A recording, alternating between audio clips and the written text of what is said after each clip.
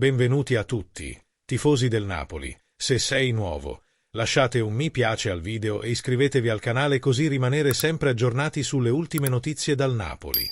Andiamo al video. Tancredi Palmeri, di Sport Italia, è intervenuto in diretta su Radio Punto Nuovo, nel corso di Punto Nuovo Sport. Queste le sue parole: Inter-Napoli è stata una sfida a scudetto sotto ogni aspetto.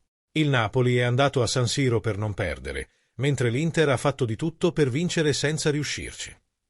Poi aggiunge: spero che entrambi vadano dritti al duello scudetto fino alla fine, con la Juve che riesca ad entrarci. Atalanta, Fiorentina e Lazio, vediamo quanto resistono, avendo un po' meno a livello di organico. Le parole di Conte sul rigore? Intendiamoci, Conte ha diritto di dire quello che vuole, ma è una polemica che né in cielo né in terra è stata lesa dall'arbitraggio. Di certo non nel Napoli-Olivera era scontato. In area di rigore, allora è una polemica senza senso. In tutto questo il rigore è stato sprecato da Cala. Allora perché lo ha fatto? Perché lo sentiva o perché voleva distogliere l'attenzione dalla sua prestazione provinciale? Napoli? Infine, ha concluso: adesso questo è il Napoli, una squadra difensiva e di contropiede, perché non si può pretendere di più dalla squadra. Quando vedremo il vero Lukaku al Napoli?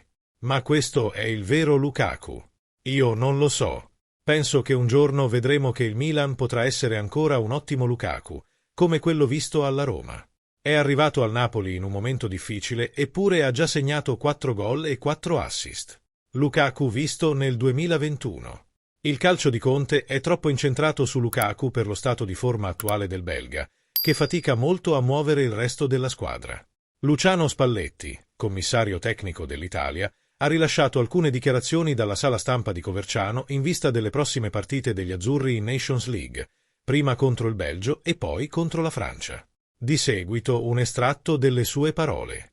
Stamattina ho elogiato i ragazzi per come stanno conducendo la stagione, stanno dimostrando un buon calcio e c'è questa competitività che fa bene a tutti. Vediamo partite belle, combattute e incerte come Inter-Napoli, che mettono in difficoltà le squadre più attrezzate. Questo fa crescere il movimento e ci permette di ingaggiare più giocatori. Siamo contenti dei 2 attaccanti, stanno dimostrando quello che ci aspettavamo. Questa mattina Chinera con Comuzzo e gli ho detto: stai attento, segnerà anche per te.